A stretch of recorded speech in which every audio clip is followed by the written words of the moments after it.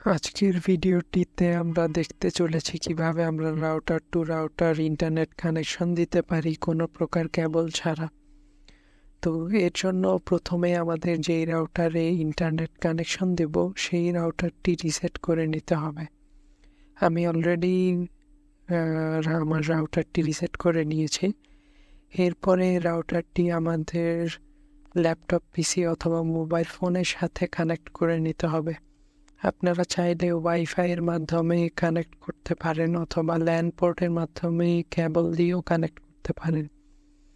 আমি রাউটারের ল্যান পোর্টের সাথে ল্যাপটপের ল্যান পোর্ট কেবলের মাধ্যমে কানেক্ট করে নিয়েছি।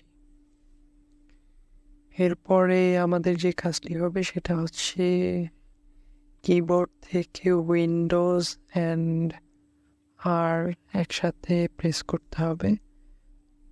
তো এরপরে এরকম একটা ইন্টারফেস আসবে। এখানে আমাদের লিখতে হবে সিএমটি, লিখে এন্টার প্রেস করতে হবে। তো সিএমটি লিখে এন্টার প্রেস করার পরে এরকম ইন্টারফেস আসবে। তো এখানে আমরা লিখব আইপি কনফিগ। আইপি কনফিগ লিখে এন্টার প্রেস করার পরে এখান থেকে আমরা জাস্ট ডিফল্ট গেটওয়ে এই আইপি অ্যাড্রেসটি কপি করব।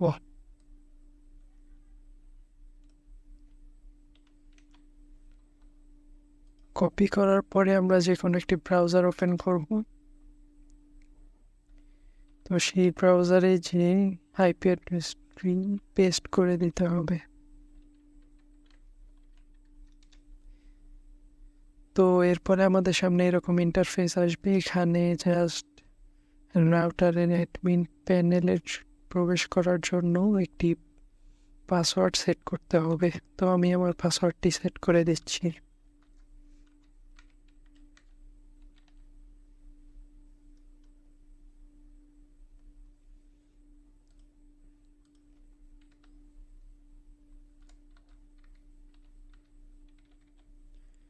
তো এরপর আমরা জাস্ট স্টার্টে ক্লিক করব।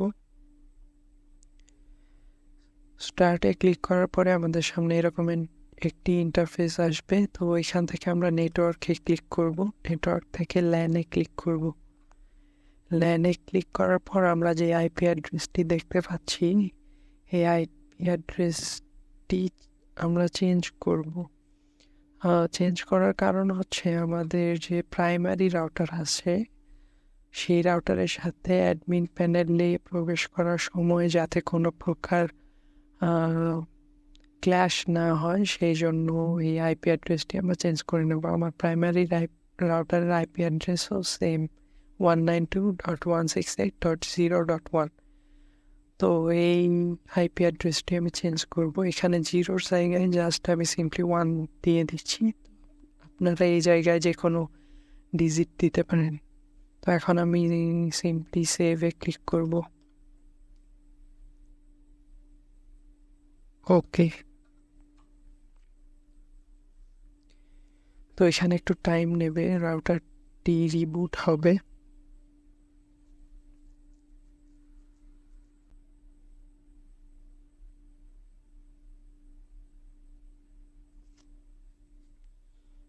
তো দেখতেই পাচ্ছেন আমাদের রাউটারটি রিবুট হয়ে গিয়েছে এবং এই আইপি অ্যাড্রেসটিও কিন্তু চেঞ্জ হয়ে গিয়েছে।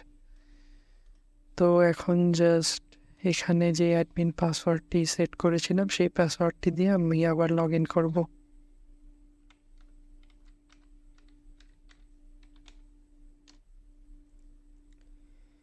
তো লগ ইন করার পরে আমি জাস্ট কুইক সেট আপে ক্লিক করব। কুইক সেট আপে ক্লিক করার পর নেক্সটে ক্লিক করব। নেক্সটে ক্লিক করার পরে এখানে আমরা দেখতে পাচ্ছি WIPS, এই অপশনটি সিলেক্ট করে নেক্সটে ক্লিক করব। তো এখানে by default dynamic IP select করা আছে, আমরা সেভাবে রেখে দিয়ে নেক্সটে ক্লিক করব। তো এই পর্যায়ে আমরা দেখতে পাচ্ছি যে আমাদের সামনে অনেকগুলো আমার আশেপাশে যতগুলো ওয়াইফাই সিগন্যাল আছে সেই সব সিগন্যাল শো করছে।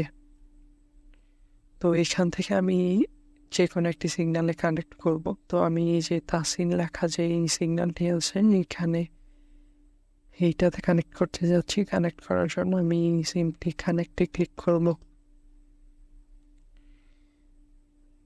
তো এই পর্যায়ে আমার যেই প্রাইমারি রাউটারের যে পাসওয়ার্ডটি আছে, মানে যেই পাসওয়ার্ডের মাধ্যমে ওয়াইফাই কানেক্ট করবো, এই রাউটার সেকেন্ডারি রাউটারটি প্রাইমারি রাউটারের ওয়াইফাই সিগন্যালে কানেক্ট করব, সেই পাসওয়ার্ডটি দেব। আমি ওই রাউটারে এই পাসওয়ার্ডটি 1 2 3 4 5 6 7 8 দিয়েছিলাম।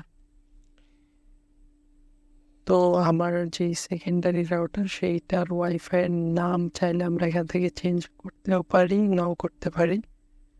তো এটা আমি জাস্ট চেঞ্জ করে সিমটি তাসিন তো লিখে দিচ্ছি। এখানেও আমরা সেম পাসওয়ার্ডটি দিচ্ছি।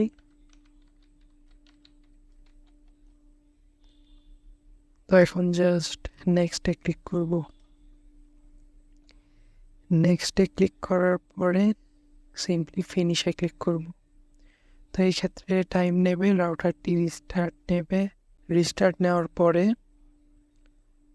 আমাদের সেকেন্ডারি রাউটার কিন্তু ফুললি ইন্টারনেট অ্যাক্সেস করতে পারবে প্রাইমারি রাউটার থেকে।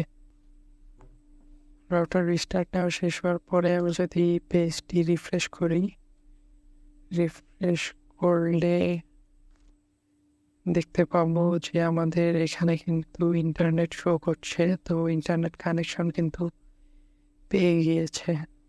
আমি যদি এখন একটু টেস্ট করে দেখতে চাই,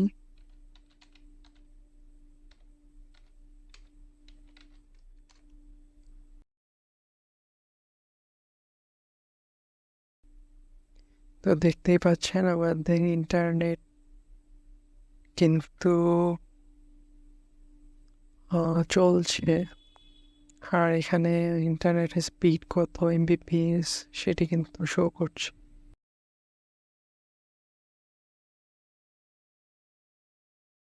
তো এই ক্ষেত্রে আপনারা আরেকটি বিষয় লক্ষ্য রাখতে পারেন, সেটি হচ্ছে আপনারা যদি রাউটারের সেটিংস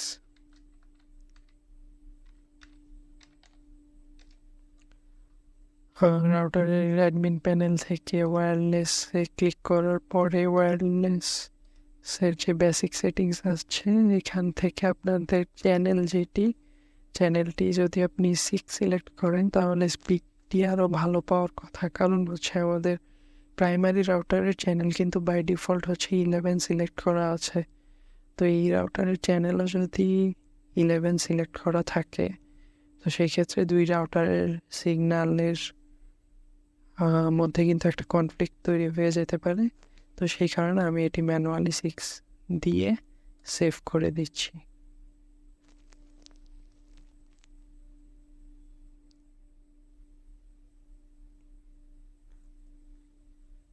তো সেভ হয়ে যাওয়ার পর লগ আউট দিয়ে বের হয়ে যাচ্ছি।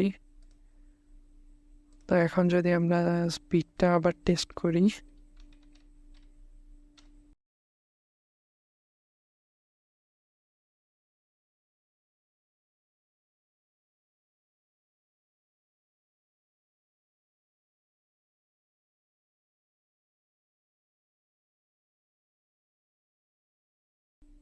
তো দেখতেই পাচ্ছেন আগের চাইতে কিন্তু অনেক